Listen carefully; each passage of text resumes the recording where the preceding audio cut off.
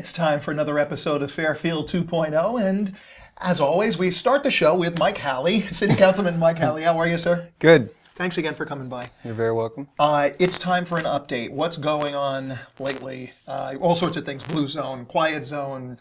You let us know. All right. Well, Blue Zone's probably the most pertinent issue right now because the city is working right now to launch the blueprint, which is kind of the plan for how this thing will unfold.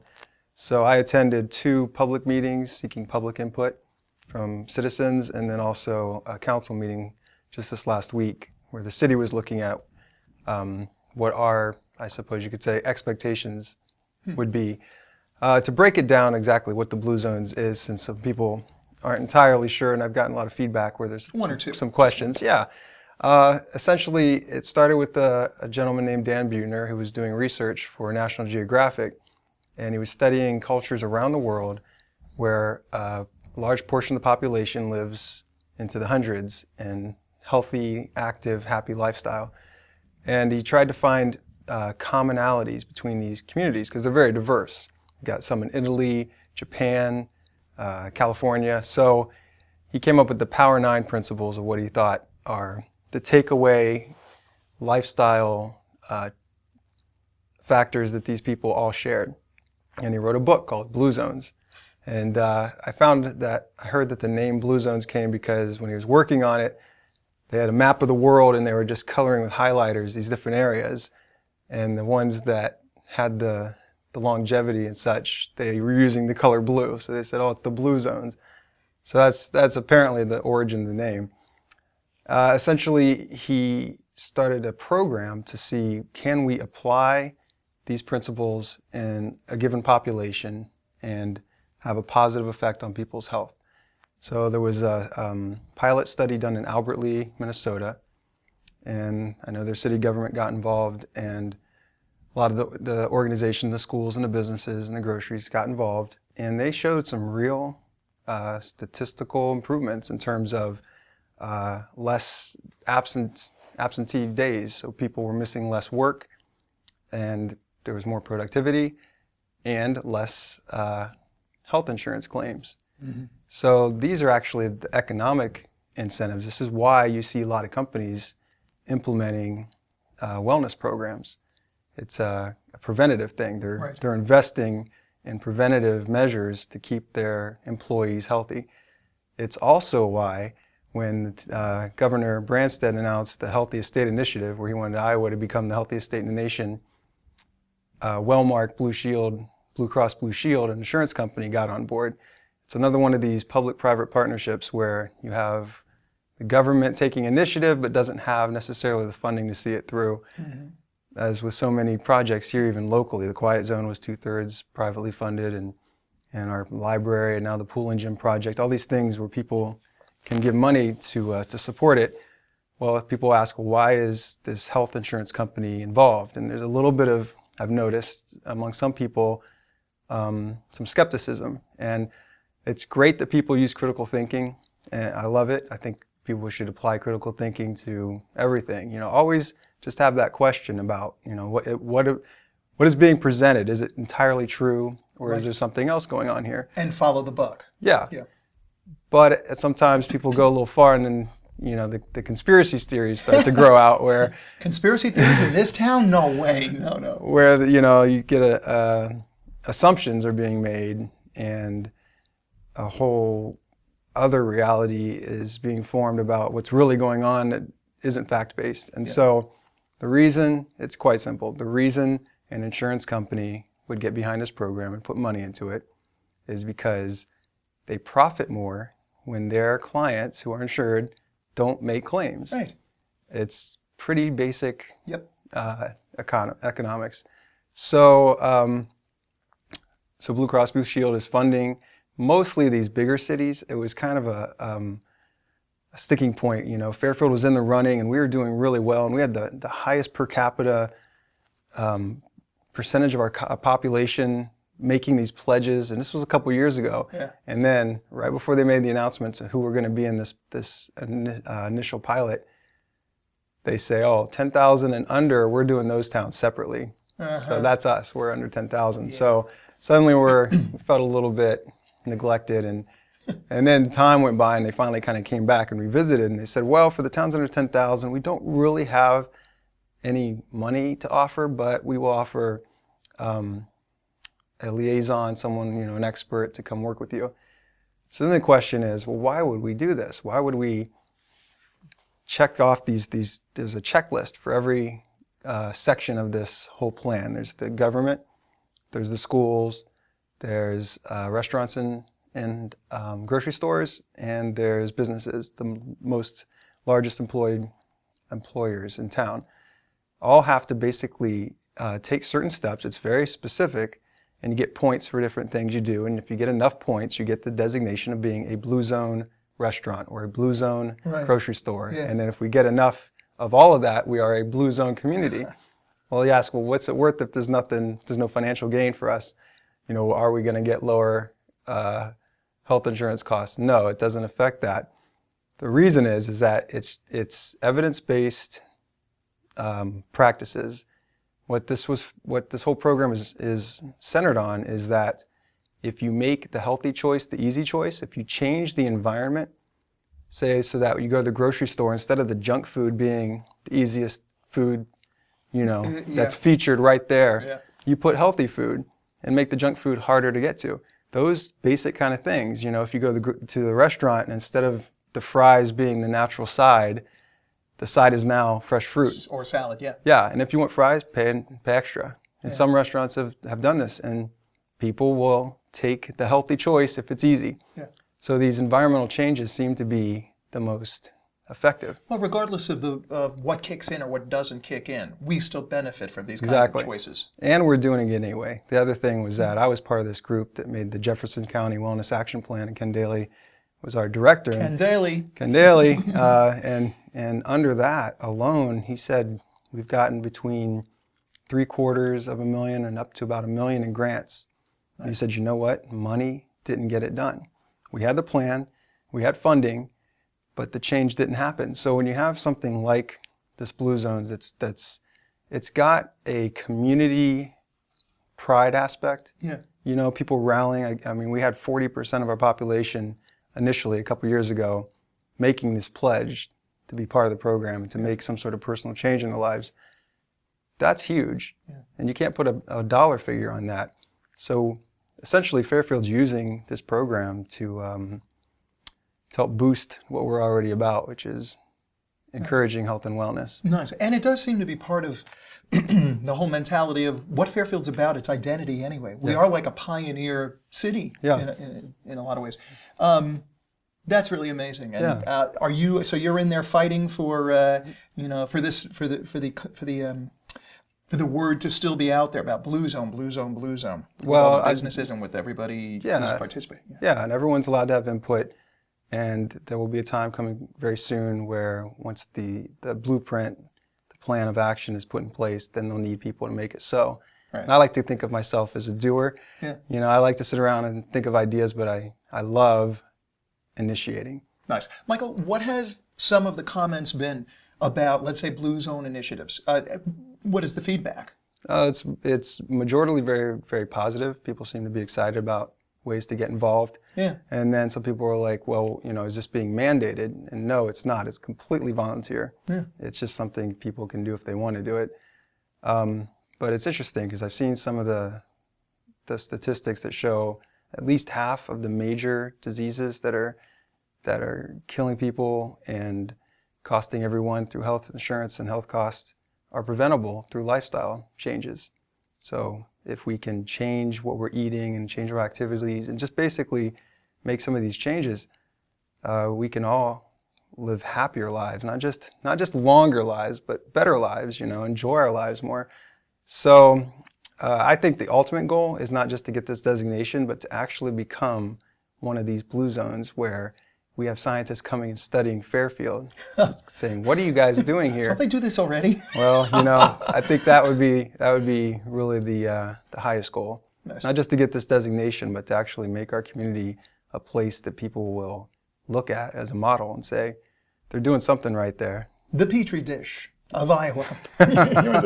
I have speaking of physical fitness, we also have a certain event that's happening this summer with these bicyclists. Ragbri. Right, yeah. Would you go into that a little? Sure. I'm on the executive committee. There are 4 of us who oversee various chairs of other committees. So it's kind of this, I don't want to say a hierarchy, but it's, it's a very structured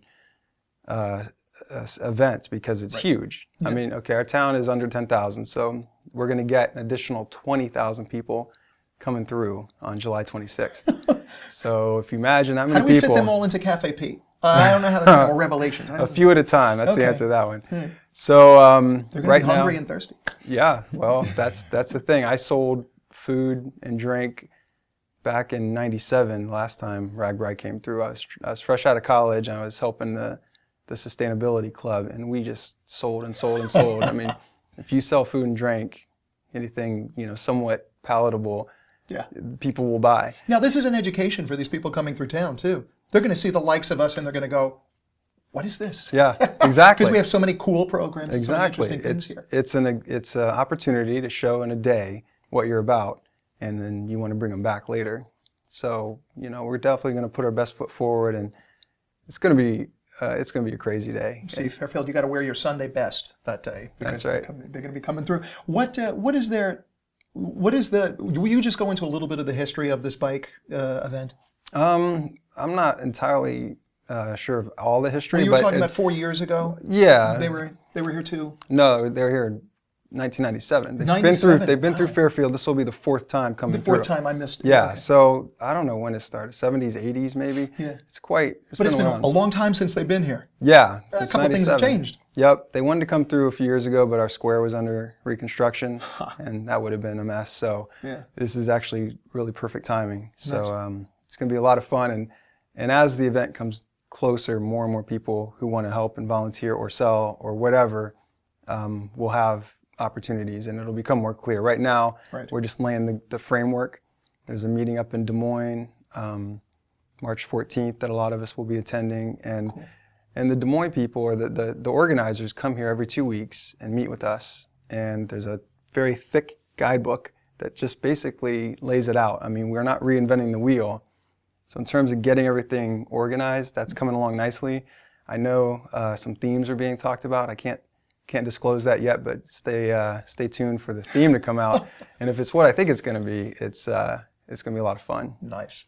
Are you guys organizing in such a way that people from Fairfield can get involved in any kind of way? And is there a number or a website or something they can? There will be. Or is it a little early? It's a little early. There's a Facebook page. If you go to Fairfield Ragbri, there's a Facebook page, but the website's not up yet. We've got months at least. We're not looking at this isn't next month. If this is airing probably in March, then we've got time. But we will start channeling anybody who wants to help into. There are a lot of committees and a lot of stuff going on that day. All right. And speaking of that, you have. I just wanted to bring into the mix here, just real quick on the quiet zone, because we all need sleep in addition to exercise. What's going on with that? Well, just one clarification. I get asked sometimes. People say, "I thought the quiet zone meant no train horns," and I say, "Well, no. It was. They aren't required to sound their train horns, but the engineers still can at their own discretion. So there are still a few horns here and there, but." I live near the tracks and I work near the tracks. I'd say we have 99% quiet zone, and that's pretty good. And that little 1% is not something that we can complain our way out of. It is at the discretion of the engineer if they feel they need to use the horn. There are instances where there's work on the tracks that they use it, and that's by law, or if they see anything in the tracks. A squirrel. I'm wondering if they ever see deer and they honk at the deer. I don't know. I mean, it's... It is what it is, but I'd say 99% quiet compared to what we had. We're doing pretty good. Nice. All right, Michael, as always, this is amazing. That when you come on the show, we always get informed. Will you come on real soon again and give us another update? Yeah, and if you're on Facebook, keep an eye open for the Fairfield City Government Facebook page should be coming out soon. And so that'll be a way to have more interaction with the city government. We wanted our website to be that way, but it just isn't. It's not really set up that way, but Facebook, there you go, people can... Everybody's on Facebook. It's like in your face. That's right, and the interactive feature will be good. Nice. All right, again, all the best. Yep. Thank you for coming by. Yep. Stay tuned. We're going to have a couple of more guests for you. Hang in there, Fairfield. You are watching Fairfield 2.0 with our guest, City Councilman Michael Halley. But hang in there. Oh, Fairfield. Look, just as I promised, we're back with more guests. We wrangled them in off the street just now. No, we did not there. We are very happy to have these guys. We've been trying to get this guy and this guy on for a while. And we really have literally wrangled off the street today. Thank you for being on. That's what happens in Fairfield, right? It's everything goes. It's so unpredictable and yet wonderful. We have Kevin Churchill on the end from the Sondheim Center. He's going to be telling us all things Sondheim, all things Visitors Bureau, etc. We have Zappy. His name is Mike, but we'll have him explain this later. Who's going to be talking about a project he's working on right now. And we have David Goodman, one of my pals. He invited me to do a course with him. We co-taught a course at MUM. We did, and it was very cool. And we'll talk about maybe a tiny bit of that, but there's so much more that we could be talking about, and we gotta plunge right into this. Where do we start? Who wants to go first? I'll Kevin, start first, yeah. Kevin. Sure. Kevin, what is going on at the Sondheim? All things Sondheim and Visitors Bureau.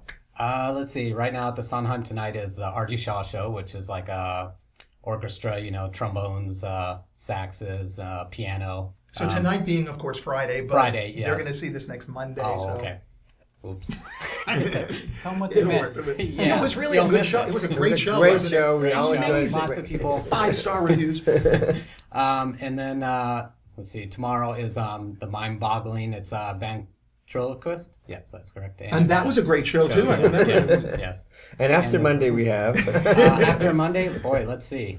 I do so many shows. I'm trying to keep them all straight. You do. The Sondheim has like this We're amazing busy all roster. the time. We're at least a show every weekend, Friday and Saturday. Yeah. Sometimes there's a Tuesday. Sometimes there's a Thursday.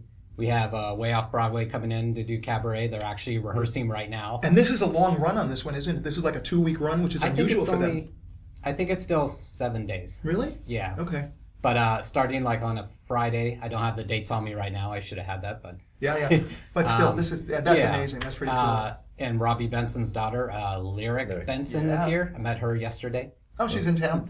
Yes, she's very talented person. Nice. Hi, Lyric. We got to get Lyric on the show. Oh, wait a minute. Who has a cell phone? Wait a minute. Get her on here now. I saw the new Shanghai circus last week. Oh, yes. It was amazing. Yes. I wasn't expecting it to be so spectacular. 27 Chinese performers, had a couple of other people, but yes, they were very amazing. Climbed chairs, hula hoops, all types of stuff. How do you explain what's going on? Wait, it's that way. How do you explain what's going on that way? I mean, you have a lot of stuff coming through there.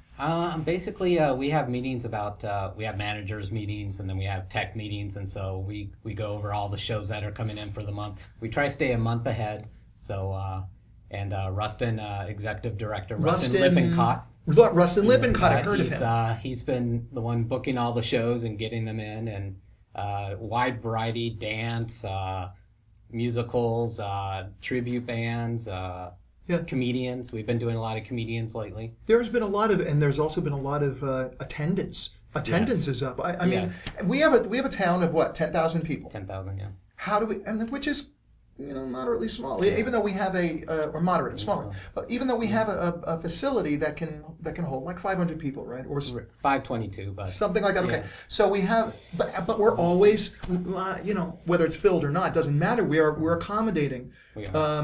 A lot of people all the time. Yeah. So this is like, it's almost like in Fairfield, we live for entertainment or something. Yes. It does seem to be the trend, right? Yeah, we're very lucky. I mean, to have the place. I mean, it's a great asset to the town to be able to see all these, we call them artist series shows. The big shows, and yeah. So what are you guys doing lately on the visitors front? Visitors, boy, got me. No, that's more like Terry Baker and Rustin Lippincott. They kind of do that, but I know they try to bring tours through, like the what do you call them? Boy, I just went blank. No, that's okay. But they're trying to get tours to go through. Tours to go through, and they check out the theater. So sort of peer group things too. Yeah, like I don't want to like what do you call them? Like I don't want to say old folks home, but elderly homes. Elders. Get them out, and they come through and check out the theater and the meeting rooms, and they maybe come and see a show or Nice. And we do have, I know they're working very hard on Ragbri right now, so. On what? Ragbri. We were just having Mike Halley just talk yeah, about that's that a few right. moments ago. Yeah, that's right. That's going to be a major event coming through Fairfield, isn't Yes. it? 20,000 people, 20,000 bikers. Bikers, yeah. I can't wait. Not motorcycle bikers, of course. That could be fun too. The last time they were here, it was the hottest day of the year. That's what I heard. It was so hot. And it was the 90s, right? Oh, way close to 100 probably. And I brought a few people to the Ironman pool to cool off a little bit. It was in the. I phrased that. It's kind of funny. Funnily, no, I mean it was in the 90s. 97, I believe, was the last time they actually came through. Oh, I town. think you meant officially. temperature. Yeah, seems like only yesterday. But yeah, this is going to be a major event for Fairfield. Yes. Yeah. What are you predicting? What do you think? Michael was talking about as far as having everybody sort of coordinate and be able to accommodate. Not only the numbers of people, but to sort of maybe it's working hand in hand with the visitors center. Yes. To be able to create to show the image, to show what Fairfield is to the outside world. This is one of the best ways to do it. Beyond YouTube or beyond. Yes. That's pretty amazing.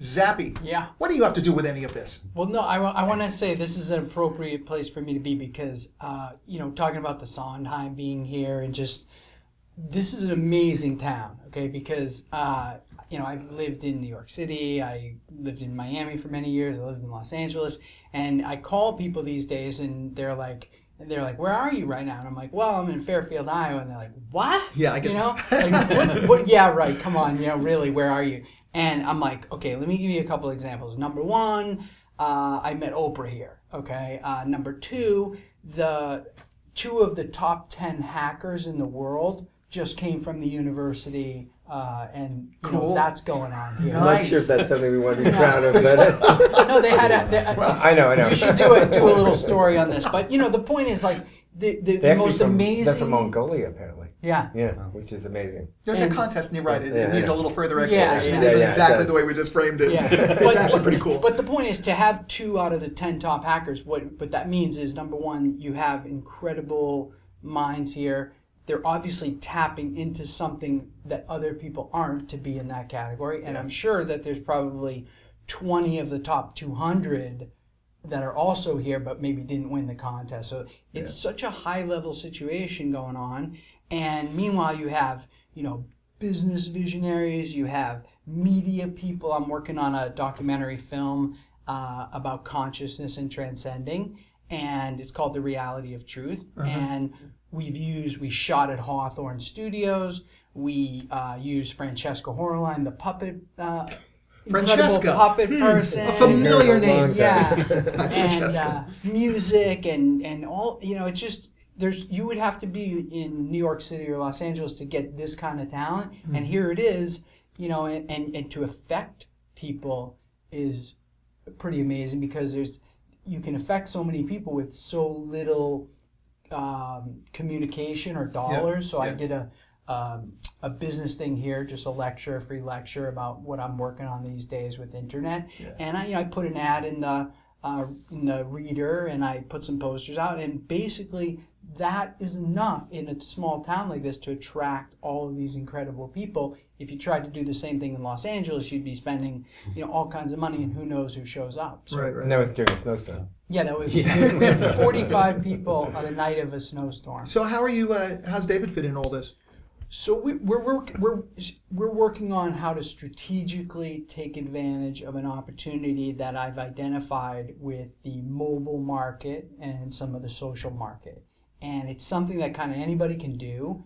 And so I just started sharing what was going on, and David, thank God, was there and said, we could probably make this better by being more strategic and helping people to be more successful doing it. So let's, put some of the pieces together, and then that way I'm pretty confident that there's a lot of people here in Fairfield who can make money and stay here and live here, but be totally sufficient. That's the part that's always the problem. People come here, they love here, and then it's how do you stay here? How do you make a living here? How do you make money here? Got to make a living. So yes. you got to bring us through, man. You got to do this for us. This is it. It's easy. Which really brings us to you. You're fitting in. Before we move on from your thing, those 2 hackers. Yeah. I think they were my Compro kids. Yeah, they are. Yeah. Yeah. Hey, kids. So it's a small world. Very proud of you, kids. David, did we have them in the leadership class? Yes, we did. I told you, it's a small world. You know, the things you were talking about, Zappy, Professor Porter, Michael Porter in Harvard, talks about clusters. Yeah. You know what a cluster is? When you have core businesses and ancillary businesses in a certain strategic location, whether it's Silicon Valley or northern Italy, we have clothing clusters or whatever, and we have a consciousness cluster here, in my opinion. And what we need to do is figure out how to get it so that people can monetize their ideas and work together and synergize, because there is a incredible amount of talent, but sometimes people don't have the pathway to actually get that money to come to them, because there are some great, wonderful things, great people here, but we're also not in New York. You don't have, so many other people there that you can raise money with, you can connect with. So you have to even be more strategic, have to even be more intelligent to make it work here. Yeah. On the other hand, yes. But on the other hand, it would be nice to know that there were some some nets in place. Right. Now, I'm not talking about socialism, but I am talking about we're a town that prides ourselves, I think, in everybody being friendly with each other, knowing each other, caring about how each other's doing. Except it gets awkward. It's the elephant in the room when we know somebody, a friend or whoever, is having a problem with finances. Right. We don't really quite know what to do with that information. And everybody kind of like moves on to the next subject. It would be nice if we didn't have to move on to the next subject. Personally, how I've been dealing with that, and this is not saying anything other than just how I've been handling that, is if I know somebody needs a job, I'll be asking around. I'll ask around and I'll say, what do you got? There's this kid who needs blah, blah, blah, or whatever. And 2-3 times the kid has lucked into a job based on just asking. I feel like there are some certain basics that one can do to help to supply a net in town. If every person who hears about somebody who needs a gig asks only 2 or 3 people that they know who might be in a business, you're going to luck out in one of those spots. It's like, we're thinking of having another person at, name the business. I think that's another way that we can support each other here. That's like being proactive. But I Yes. actually think the modern internet is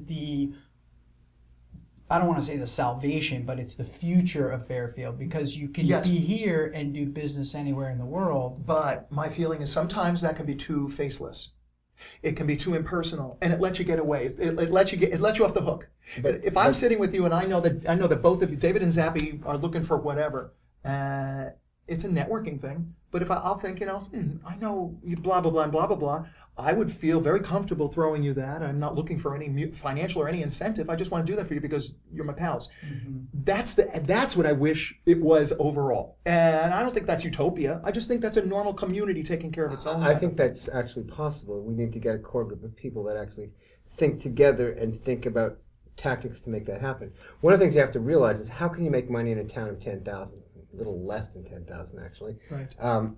Because there's 10,000 was a limit for getting certain grants, and I know that because I was involved in writing some of these grants. So that's right, including, was it for the Sondheim? Yeah, I helped write the original Iowa Department of Economic Development $800,000 grant for the Fairfield Arts Convention Center way back when. Yeah. But the things we have to think about, there's things that can be outsourced and things that can't be outsourced. So if you're a massage therapist, you can't outsource that, right? That would be, hands-on. I don't know. That would be some sort of science fiction reality that I can't really get my hands on. The virtual massage. Yeah, there you go. But cyber massage. But and a restaurant and that sort of thing, that can't be outsourced. But there are things where location independent reality can happen. That's where the internet fits in. But that's where companies like Hawthorne Direct, where they have lower overhead, can be, they're expanding like crazy. That's why it works for them here. And so, Cambridge Investment was the company I was thinking of, but Hawthorne Direct also, and other companies. So you need to think about how you're going to monetize your idea. And one of the things I'm actually passionate about, and I don't think we've ever talked about it, is how the arts people in town need to be able to figure out how they can monetize better. I'm so crazed by... being a friend of a musician means you can go to that musician and you say, hey, can you do this for me? Sure, because I have a personal relationship with you. Right. However, knowing the predicament that a musician is always in, which is it's hard to get money. It's hard to have Well, the thing is, one of the things you people have to realize is that for every service, there should be a compensation. A compensation. There needs to be a trade for that service for money. Even if it were a barter or something. Well, whatever. The thing is that the community has to be trained that this is important. There you go. And I think that is also part of the intention that the art community, and I'm not just talking about musicians, I'm talking about people who are painters, etc., or whatever kind of artists, that they have to realize as a community that this needs to be supported. Yes. And that also is something which I don't know the answer to necessarily, but I think there's something we need to get together with and figure out, and probably the self-sufficiently, the musicians should get together, the artists should get together, possibly with a little mentorship. And by artists we mean visual arts. Visual arts, yeah, of course. Well, I wanted to make that clear because there are two tracks here, as far as like how one makes money over the other. The musicians it's almost easier to see how they can make money than it is the artists. And yeah, these are things, but I think you're right on it, and it needs to be discussed and it needs to be aired. These elephants in the room need to go away. Absolutely. We need to be talking about them. That's the way to do it. And then they also have to be. There has to be some sort of conduit, so that whatever they're doing, and Sondheim is great. I mean, I love the Sondheim. I'm a wonderful supporter of all the things that you guys are doing. Mm-hmm. At the same time, we have to figure out a way so that someone who's got talent can actually be brought to a bigger audience.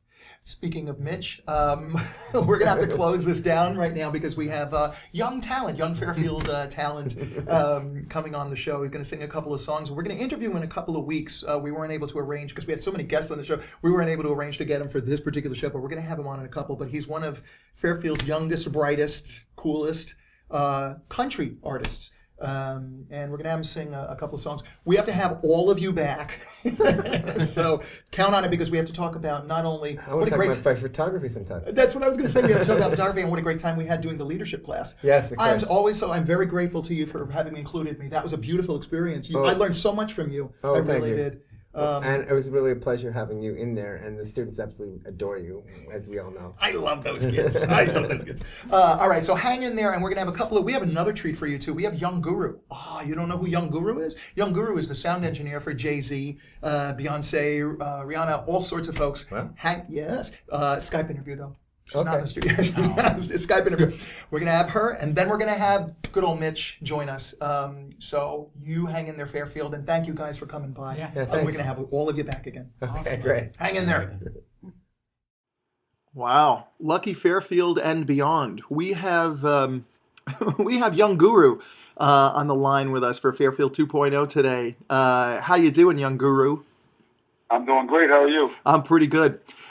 We have a lot of. Appreciate you having me. Oh yeah, hey, look, it's our honor, definitely. And I really want to get into a lot of your history here. You have such a great history. But first, there's some news about you and I don't know, a certain thing called the Grammys.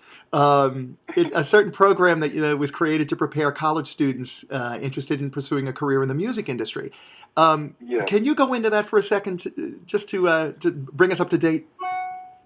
Yes, what I'm doing is with Goodman University, and what I love about it is that it's an extension of what the Grammys do. A lot of people think the Grammys are just this one-time, a year thing, but it actually goes on all year, and it's an extension of some of the things that I like to do, which is actually teaching students. So when I got involved with the Grammys, there wasn't a lot of urban representation at the Grammys. A lot of times people complain and say, well, how does this person win or that person win? When you really can't complain when it's a voting system. So if you're not voting and you're not involved, then to me, you can't complain. So my thing was to actually get involved with the Grammys. And when I did, there was this great thing with Goodman University, and I thought that I fit in well with that. So for me, it's more of a thing of actually teaching students, preparing people that want to go into the music business so that they can understand that it's more than just an award, and it's more than just something that you just strive for once a year. It's something that when you put your talent to use, you need to learn, all the ins and outs of the music business. So that's one of the things that we, stress with that Grambling University is that, there are so many things in terms of jobs, in terms of ways of getting income, especially in a shrinking music business. These are all the things that we stress to students, as well as, the normal things of actually learning how to create music, produce music, besides just learning chords and learning notes and learning things like that. It's now going into an area where there's also business involved because so much music now is being delivered from an independent standpoint. Right. So it's a great thing. No, it's a beautiful thing. Now, can you describe it's called Era of the Engineer Tour? Yes. How is it going to how is it going to practically function? Well, one, I'll explain what the Era of the Engineer means, and then I'll explain to you how it functions. We, at a certain point, understood that there were a lot of behind-the-scenes people that weren't getting a lot of light, or should I say, there were people that we wanted to highlight. That we felt as though students can look towards something other than just being the artist. Right. There's a lot of things and a lot of jobs behind the scenes that bring with it a lot more stability than being just an artist, and also allowing people who may not be just necessarily artistically inclined to get into the music business and see avenues as to where they can work and where they can have a position inside of the music business. The way that it's going to run, there's going to be a host of things. There's going to be seminars, there's going to be workshops, and mainly the workshops are the part that I love to concentrate on because it's hands-on. It's students actually sitting in, learning how to conduct themselves inside of a recording session. The different ways that you can deliver a record in different formats, what format may sound best on the internet, being that you have so many different compression ratios that go into delivering music on an internet basis. But it's more for the students to actually see how you actually run a session or produce a record. Nice, really, really, it's amazing. And you are no stranger to teaching, considering I believe you were teaching African history classes at a community center when you were a kid. Yeah, when I was very young. It's always been in my nature. The majority of the women in my family are teachers, and I have a lot of experience in terms of learning styles. That's one of the biggest things that my mother used to stress about teaching, was that every child has a different learning style. And sometimes we look at the educational system and it's designed just for one type of student. So for me, it's better to analyze children. Some children are visual learners. Some children, you can just give them the assignment and they'll go and read it and comprehend it on their own. Some children are repetitive learners. You have to tell it to them 10 times before they actually understand it. This doesn't have anything to do with the person's intelligence level. It just has to do with how they learn. Right. And once a teacher can understand that there are so many varied ways that children learn, you start to understand that you need to vary the way that you are actually preparing a student. Right. What's beautiful about this also is that you right from the beginning understood the concept of giving back, of contributing. And I think I know we don't want to really make this about you. You're a modest man, but I want to also bring out the fact that the association with the Grammys is no stranger to you, because you've been Grammy nominated for your participation in all sorts of projects. Yes, it's just a great appreciation that someone else appreciates your work. And to me, that's really what the Grammy is. It's like another notch on your belt. It's almost like someone graduating from, let's say, a doctorate program, and then you get to put that doctor at the end of your name. Or if you graduate, from being a lawyer, you get to put that Esquire on your name. So it's when you win a Grammy and you get to put Grammy Award winning, on your name. It's just it's a huge compliment to have your peers and people from the industry recognize the work that you do. Nice. Hey, can we talk about your interaction with a couple of your peers? For instance, you've worked with Jay-Z, Beyonce, yes, Rihanna. One of the biggest things is my work with Jay-Z that has sort of catapulted me to a place where people have actually recognized the work that I do. But there's plenty of people that I've worked with, and the Beyonce stuff obviously came through Jay-Z. Rihanna, obviously, through Jay-Z. And it's something where we had set up, basically a record label that will allow us to sign artists and to deal with artists. And we went through a whole phase of the Rockefeller thing, and then Jay decided to become an independent artist, which is a huge statement in and of itself. So he decided to create Rock Nation, which is the company that we deal with now. Right. When you look back, I really want to, just for a sort of holistic approach here, I want to ask you, when you look back at a lot of the acts and a lot of the interaction, the creativity that went on during some of these records, you've obviously learned you've learned it as much as they've learned. This has been a creative process, I'm imagining, for everybody, just learning how to do their craft better, how to do their art better. Absolutely. Are these the kinds of things, I don't want to say techniques or tricks or whatever you want to say, but the knowledge that you're taking with you from the years of experience that you've done, that you have in the studio, is this the type of thing where you can teach it to a kid, but then the scene, or kid, by kid I mean, a student, and then the scene changes and they have to learn even more stuff, as you are. Yes. I think one of the best things is that when I went to school for engineering, my teachers actually taught theory over application. And I think that that's one of the biggest things. So that no matter what the scene changes to, no matter what piece of equipment is new and changes, if you understand the concept of what you're doing, you can then apply that to anything else.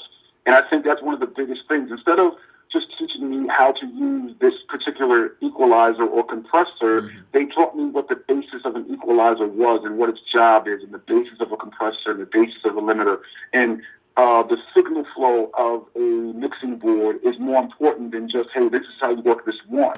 So if I just learned one, then I would have to learn each one of them. But now that you know signal flow, you can apply that to a means, an SSL, or to a plug-in inside of a computer. I think that's one of the biggest things. And then, two, the other thing that I try to give is the background in terms of where we were mentally in making some of these records. I think that that's one of the biggest things in terms of breaking down this facade that people just walk in the studio and just make a hit record. Yeah. It doesn't work that way. I think me learning the background information to some of my favorite artists, or any artist that came before me, the background stories to what went on when Parliament Funkadelic made a record, or the background story that went on that created all of these great jazz records, or rock and roll, or any of that, will help immensely, because it's really about expression. And as an engineer, your job is to capture the best performance about some type of expression.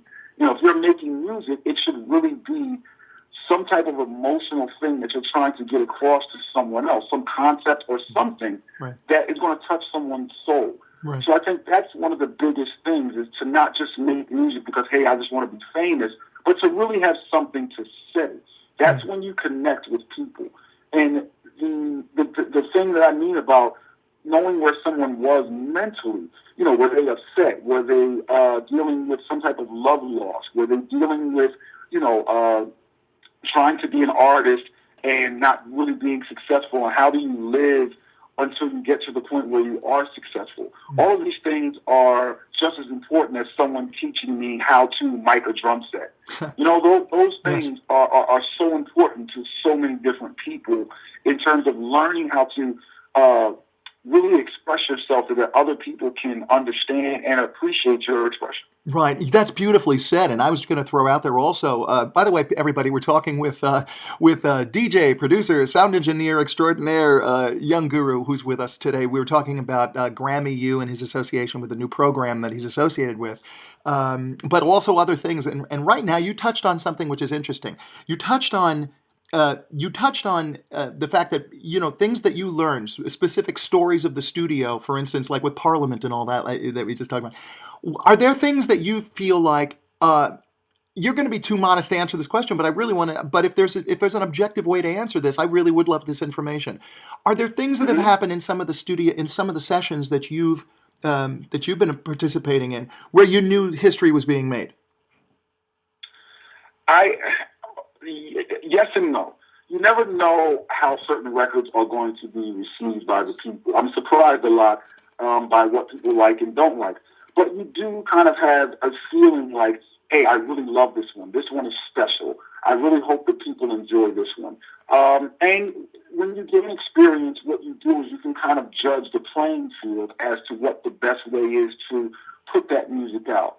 So when I'm making a record, you do get that buzz. You get a feeling that this is something incredible. When we made the blueprint, the very first blueprint for Jay-Z, we basically recorded that album, a majority of it, in a weekend, because the feeling was so good that you didn't want to leave the studio. We were kicking out records left and right. I mean, we really didn't start till about like 3 o'clock on a Friday, and by that Monday, we had basically 7 to 9 records done that appear on the album that way. So when you get into that vibe and when you get into that mode, you sort of go, okay, we have to capture the magic now, because you're never guaranteed that that magic is going to be there the next day. Mm-hmm. That's the thing that I'm stressing. There is no one formula to walk in and go, this is how you make a hit record. Otherwise, anyone could do it. Mm-hmm. You know, or an artist that has made a hit record before sometimes can't do it again because the magic just doesn't come back into the room. Mm-hmm. You know, I think one of the greatest statements, I think Quincy Jones may have said this or someone before him, I heard Quincy say, is that you prepare as much as possible, but then you crack the door and leave a little space for God to come in. Nice. And what that means is you prepare as much as possible. You learn how to play an instrument. You practice that instrument as much as possible, but that still doesn't guarantee that you're going to make that hit record. Right. What you have to do is just make the best expression that you can and give that out to the people and see how they respond to it. So I hope that answers your question, and it's something where you've kind of learned over the years that this may be the best representation for me at this given time. Yeah. But there's another quote that I love, and it's by a guy who did a lot of production for the Fugees, and his name is Salaam Remi, and he said that it's very easy to make a song or to make a beat or something of that nature. Yeah. But the hard part is to give the right beat to the right artist at the right time. Yeah. All three of those things have to be, equal in order for you to have a hit record. You could have an amazing, musical bed, but give that to the wrong artist. Yeah. Or you can have the right artist with the right music, but at the wrong time. So it's sort of luck, but it's also preparation where you're preparing for that day where you do get lucky. Nice. We are talking with Young Guru, a hip-hop legend. And by the way, what do you think of the state of hip-hop? What's going on these days that's caught your attention? I like the resurgence of what the young guys are doing. We went through a big period where we had so much success in the 80s and the 90s with a certain type of hip-hop, and then it starts to grow and it starts to move and it starts to change, and people don't really understand where it's going. But then we have this crop of new guys who are coming out now who are basically showing reverence to the old school, but they're also being new. Yeah. I don't want an 18-year-old to sound exactly how a 40-year-old is going to sound. So if Jay-Z makes a record, we understand that he's a 40-plus person and we've never really seen that in hip-hop. So from his end, we're showing what you can do as a mature adult with a music that's sort of been a young man's game for so long. And then with the new guys that are coming out, I really like what Kendrick Lamar is doing, and a lot of those guys who are now showing us what it feels like to be a 20-something kid in 2013. Nice. The musical bed, drum-wise, is very reminiscent of older hip-hop. But the music that they're putting on top of that draws from so many different places, and now they have, let's say, 20 to 30 years of experience of hip-hop music that they can draw from so many different places and still have it represent the culture correctly. I really love what Kendrick Lamar is doing, and there's a whole crew that he has called TDE, and they have a bunch of great MCs who are all very different, but very true to what they're doing. Nice. Well, because of what you're doing, there are two obvious questions, and my first one is pretty much a standard question: is what advice do you have for new artists? For new artists, I would say number one is to study the landscape and to see. It used to be before that you would say, okay, I'm going to sit at home and I'm going to make a bunch of music, and then I'm going to take that music to someone and get a deal. I don't know if that's particularly the correct way for everyone in 2013, where you can exist as an independent artist and make a great living and make a great salary and bring enough attention to yourself that if you do decide to go to a record label, you can then bring some have to respect what you do. If I just go to a record label and say, hey, I'm just anybody and I have some music, that's one thing. And then the deal that you're going to sign is going to reflect that. But if you come to a label with 1 million Twitter followers, or let's not even make it that dramatic. If you come to the label and say, hey, I have 100,000 Twitter followers, and I have these many people on Facebook, and I have these many hits on YouTube, they have to start respecting that. So the independence that artists can enjoy now is much different than before. The power is there. They can shoot their own videos. They can, set up tours. And what hip-hop is now seeing is what rock and roll had set up for so long. You'll see hip-hop guys now tour for 2 to 3 years before they decide to even put out an album, which I think is the better way. Nice. What advice was given to you that you feel like was the most important that you've ever gotten? Oh, wow, that's a great question. I think from Tony Maserati, who is one of one of my mentors. I had great experience with Bob Clearmountain, and Bob Clearmountain is I call him an OG when it comes to making music. I mean, he's done everyone from the Rolling Stones to Aretha Franklin. The list goes on and on with him. And Tony Maserati is a direct student of his, and Tony Maserati taught me. So the thing that he taught me was to create my own sound. You can go out and you can sound like someone else, but that person will always be above you because you're copying their sound.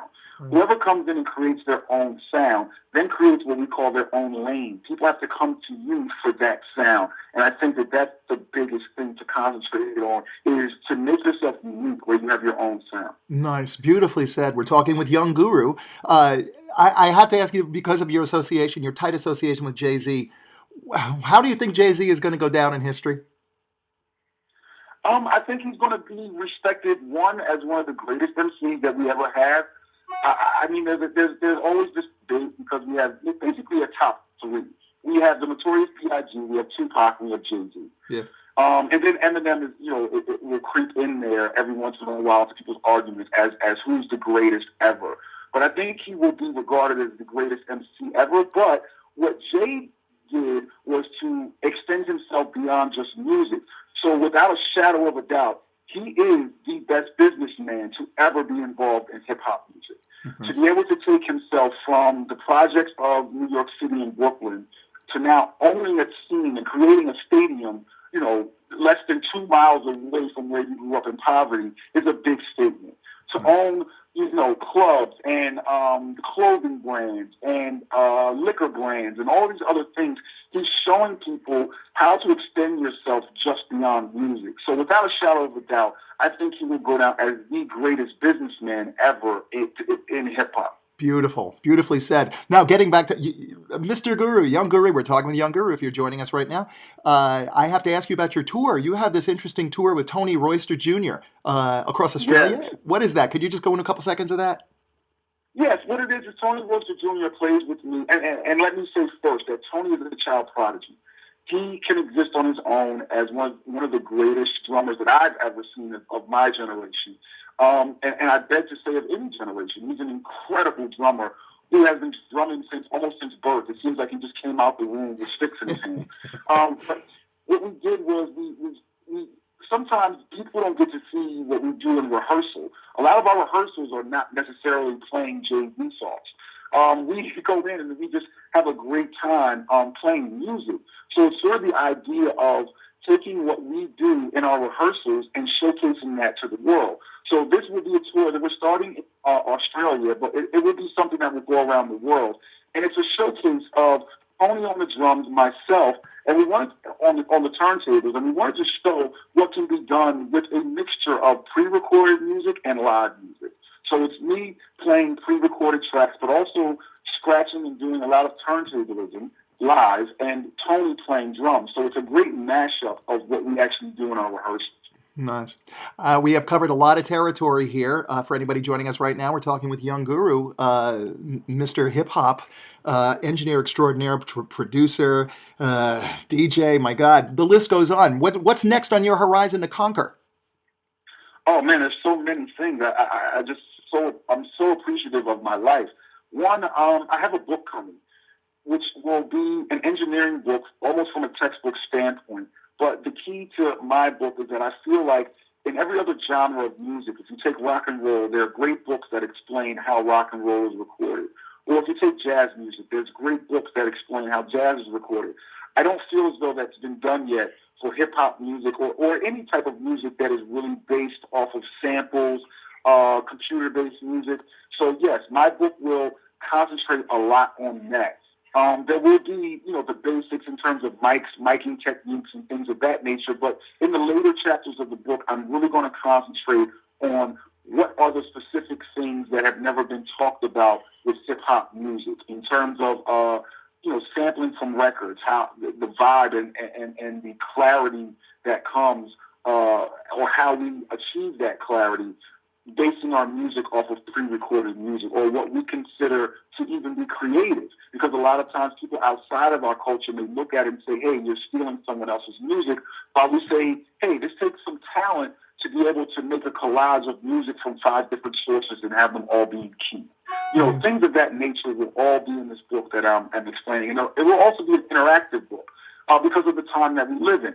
So if there's one thing for me to explain something to you, but sound is one of the hardest things to try to describe. It's a lot easier if you buy this book on iTunes or something like that, where in each chapter there will be pop-up videos that will explain exactly what the chapter is about. You will actually see me miking a drum kit. And not only will you see it, you will get to hear the difference when I move it 3 feet away, when I move it from 1 foot away.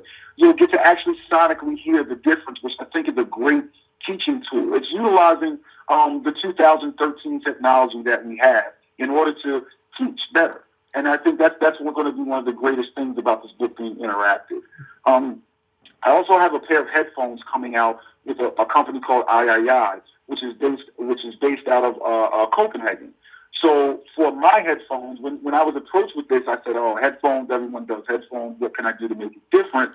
I'm actually doing a pair of studio headphones so that other people who make headphones, they do everything they can to make the music sound better, because people are listening to MP3s and they try to enhance the music as much as possible. Mine is the exact opposite. When you mix records, you don't want any enhancement. You want your sound source to be as flat as possible, so that it translates into every single area, whether or not it's in a club, whether or not it's on a radio, whether it's in someone's home stereo system. When you mix a record, you want your environment to be flat. So my headphones will be just that. It will be the same thing as taking the studio and putting that in a pair of headphones, so that all the kids that are sitting in, and again, let me not say kids, let me say students, that are sitting in their bedrooms, their basements, that are not in an environment that has been tuned to mix records, can now at least have some type of professional reference and put on a pair of headphones and mix their records, and then go out into the world with a better product than they would have had in just that. Nice. This is excellent. This has been a wonderful conversation. I guess we have to start thinking about wrapping it up. But anybody joining us right now, we're talking with Young Guru, and so much news and so much history here. We could have done like another show with you. In fact, someday we should. What do you think? Absolutely, we should. All right. All the best with everything, sir. And really definitely come back and give us a report on what happened with everything you're working on. Thank you so much, and I thank you for your time. You're welcome. Take care. Bye-bye, Young Guru. Bye-bye. Oh, Fairfield. Without further ado, we're going to listen to one of Fairfield's young, wonderful talents, Mr. Mitch Goudy, who will be playing some original material. And we're going to be interviewing him in a couple of weeks. And by the way, he'll be opening up for the Oak Ridge Boys real soon in Ottumwa. But let him describe that without further ado. Here is Mr. Mitch Goudy. Hello, Fairfield. I'm Mitch Goudy. I'm here to play you guys a few songs. I am actually from Fairfield, an artist from Fairfield. I sing country music. Here pretty soon, I will get to open for the Oak Ridge Boys, which I'm very excited about. I'll be in Ottumwa at the Bridgeview Center on April 26th. The Oak Ridge Boys are pretty cool. Grammy Award winning. It's quite an honor to get to do that. I'm very excited. I'm also going to be back on Fairfield 2.0 here in a few weeks, so stay tuned for that. I'll have an interview and I'll be playing a few more songs for you.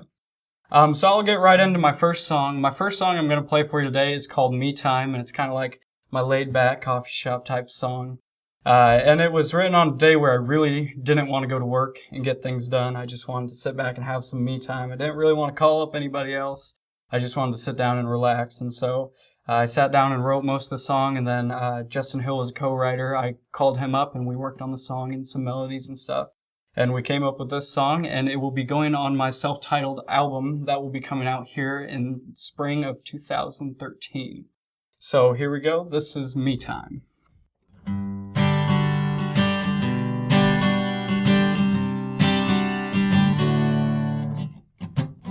Woke up on the I don't care side of the bed. Skip work and press news 5 times instead. It seems like everybody fights just to get ahead. It seems like all we do is work and work till we're dead. So I'm gonna cast my line about a couple thousand times, shoot some bullets through some gravel and signs, throw my phone out that window and just go wherever the wind blows, and get this world off my mind, just myself and I, having a little me time.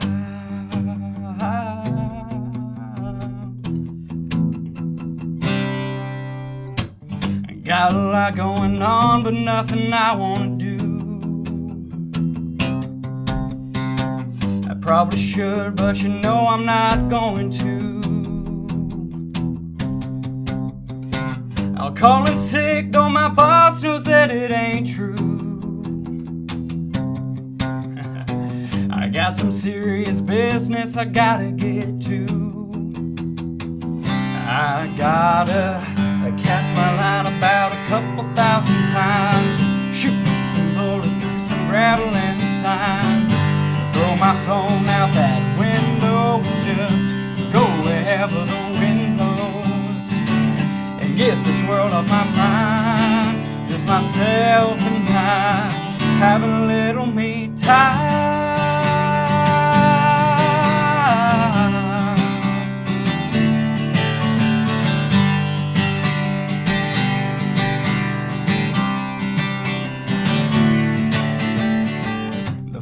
Biting on the ooh line, I got a day that feels so fine.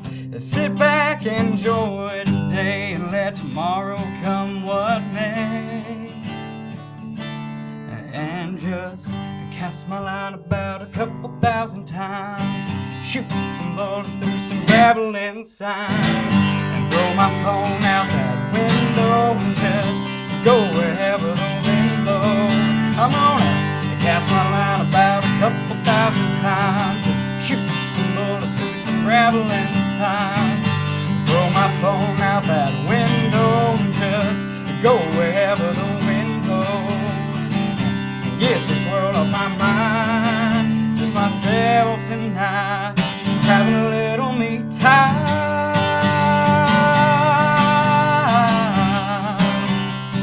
Having a little me time.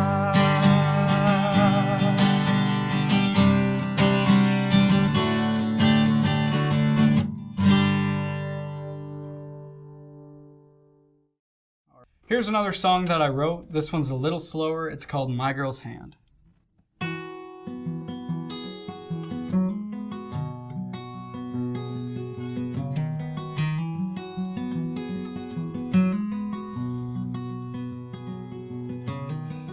can't wake, I'm so dreaming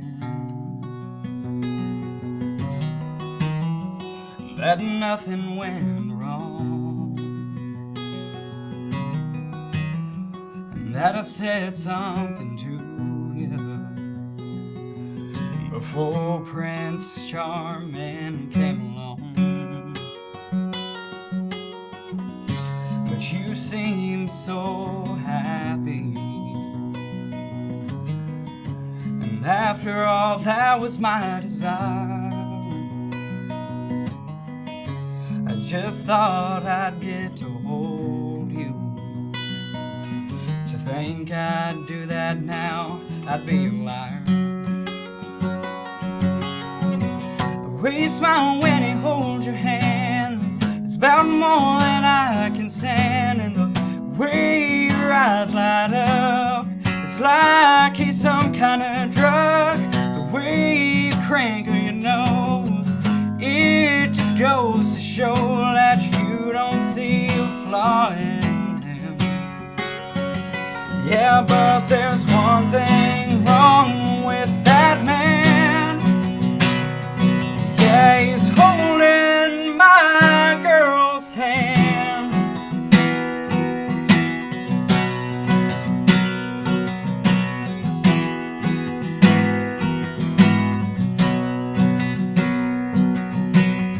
I just woke and I'm still breathing. Another day to get through. We're thinking about our fairy tale stories and watching him make them come true. Well, game over, he won the race. Knight in shining armor came and took my place. Now I'm trying to get on without you, but dang, you're making it so hard to do.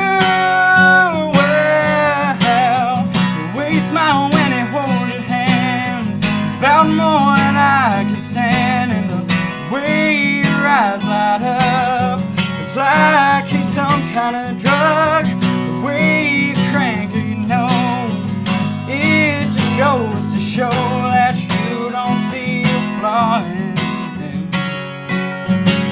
Yeah, but there's one thing wrong with that man. Yeah, he's holding my girl's hand.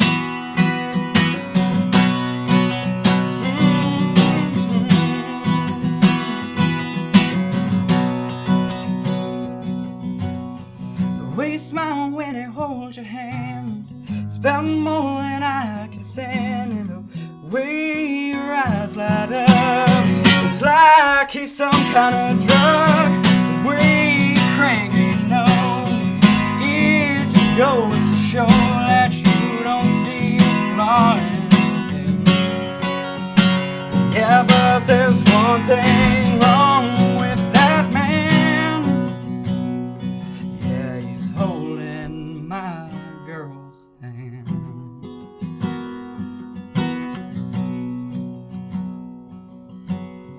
I can't wake, I'm still dreaming that nothing went